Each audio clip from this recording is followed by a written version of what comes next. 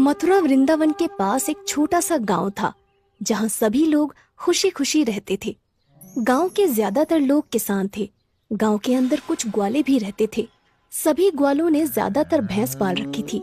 गांव में बस एक दो ग्वालों के पास ही गाय थी। हर कोई अपने अपने काम में व्यस्त रहता था। उसी गांव में एक गरीब मूर्तिकार रहता था।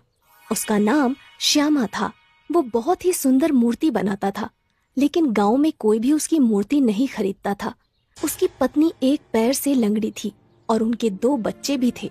पत्नी का नाम कलावती और बड़े बेटे का नाम सोनू और छोटे बेटे का नाम कन्हैया था। वो गरीब मूर्तिकार भगवान कन्हैया का बहुत बड़ा भक्त था और अक्सर उन्हीं की मूर्तियां बनाता रहता था। पर वो मूर्तिकार हमेशा से गरीब नहीं था। बहुत सालों पहले सभी लोग उसकी मूर्तियां खरीदते थे और उसका खर्चा पानी चल जाता था। लेकिन समय के साथ साथ उसका धंधा पानी धीमा पड़ता गया और घर में पैसों की दिक्कत होने लगी।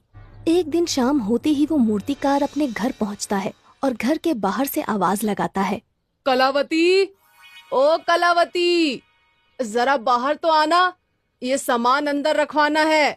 अपने पति की आवाज सुनते ही कलावती एक लाठी का सहारा लेकर तुरंत बाहर आती है और टोकरी में रखी सारी मूर्तियां देखकर निराश होते हुए अपने पति से कहती है, ये क्या, आज भी सारी मूर्तियां वापस ले आए तुम? तब मूर्तिकार श्यामा कहता है, अब मैं क्या करूं कलावती, गांव का एक भी आदमी मूर्ति नहीं खरीदता। तब कलावती थोड़ी तेज आवाज में कहती है, कोई तुम्हारी मूर्तियां क्यों खरीदेगा? सालों से एक जैसी मूर्तियां बना रहे हो। वही राधा कृष्ण की मूर्तियां, कभी तो नए जमाने की मूर्तियां बनाया करो। जमाना बदल रहा है। इतना सुनते ही श्यामा नाराज हो जाता है और कहता है, देखो कलावती, तुम मुझे चाहे जो कुछ भी कह लो, लेकिन मेरे राधा कृष्ण को कुछ मत कहना। इतना सुनते ही कलावती मुंह फुलाकर अंदर चली जाती है और घर के अंदर रखी राधा कृष्ण की मूर्ति के सामने खड़ी होकर कहती है, सुना है तुम सबकी सुनते हो, तो फिर हमारी क्यों नहीं सुनते? मेरे पति कितने सालों से तुम्हारी भक्ति कर रहे हैं और बदले में उन्हें क्या मिला? वही गरीबी, वही रोज रोज की तकलीफें। कलावती जब कभी भी दुखी या परेशान हो जाती थी तो इसी तरह राधा कृष्ण की मूर्ति के सामने बड़बड़ाने लगती थी। उसका मायका मथुरा में था और वो भी बचपन से भगवान राधा कृष्ण की भक्त थी। लेकिन समय के साथ साथ गरीबी के कारण उसका भगवान से भरोसा उठ गया। थोड़ी देर बाद रात हो जाती है। कलावती और उसके दोनों बच्चे सो जाते हैं, लेकिन श्यामा अभी भी जाग रहा था और उसे अपने वो दिन याद आ रहे थे जब पूरे गांव में उसकी मूर्तियां बहुत ही प्रसिद्ध हुआ करती थीं। उसकी मूर्तियां खरीदने दूसरे गांव से भी लोग आया करते थे। उसका बड़ा बेटा सोनू 2 साल का हो गया था और कलावती गर्भवती थी।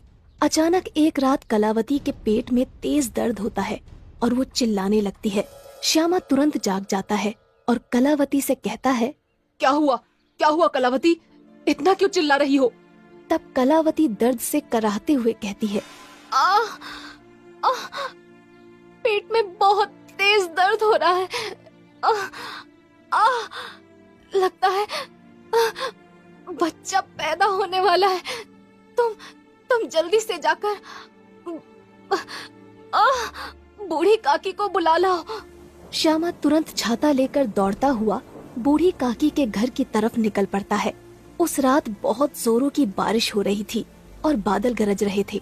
जैसे तैसे करके श्यामा बूढ़ी काकी के घर पहुंच जाता है और दरवाजे पर लगी कुंडी खड़काने लगता है। काकी, ओ काकी, अरे जल्दी दरवाजा खोलो, कलावती के पेट में बहुत तेज दर्द हो रहा है। इतना सुनते ही बूढ़ी काकी तुरंत दरवाजा खोलती हैं और इसके बाद बूढ़ी काकी श्यामा के साथ उसके घर की तरफ निकल पड़ती हैं। बूढ़ी काकी पूरी रात कलावती की देखभाल करती हैं और उसी रात कलावती एक लड़के को जन्म देती है। श्यामा अपने दूसरे बेटे का नाम कन्हैया रखता है क्योंकि उसे भगवान कन्हैया पर बहुत विश्वास था। धीरे धीरे समय बीतता गया और उसके दोनों बेटे बड़े होने लगे, लेकिन मूर्ति बेचने का धंधा धीमा पड़ता गया और कुछ सालों बाद घर में गरीबी ने दस्तक दे दी। इतना सोचते हुए श्यामा को नींद आ जाती है। अगली सुबह होते ही श्यामा तैयार होकर अपनी मूर्तियों की टोकरी उठाता है और मूर्तियां बेचने बाजार की तरफ निकल जाता है।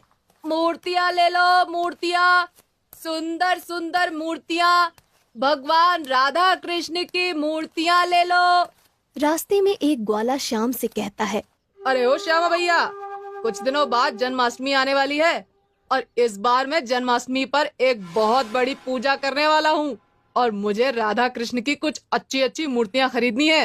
तब श्यामा कहता है, अरे बिल्कुल दूध वाले भैया, वैसे तो मैंने बहुत सारी राधा कृष्ण की मूर्तियाँ बना रखी हैं, लेकिन मैं आपके लिए बहुत सुंदर सुंदर मूर्तियाँ बना दूंगा। इसके बाद श्यामा बाजार में पहुंच जाता है। थोड़ी देर में उसकी 3-4 मूर्तियां बिक जाती हैं और वो कन्हैया का शुक्रिया करते हुए कहता है, मुझे अपने कान्हा पर पूरा भरोसा है, वो कभी मुझे भूखा नहीं सोने देगा। शाम होते ही श्यामा वापस अपने घर आ जाता है और खुशी से अपनी पत्नी कलावती से कहता है, मैंने कहा था ना कि कृष्ण कन्हैया हमें कभी भूखा नहीं सुलाएगा। आज 3-4 मूर्तियां भी बिक गईं और एक ग्वाले ने कुछ नई मूर्तियां बनाने के लिए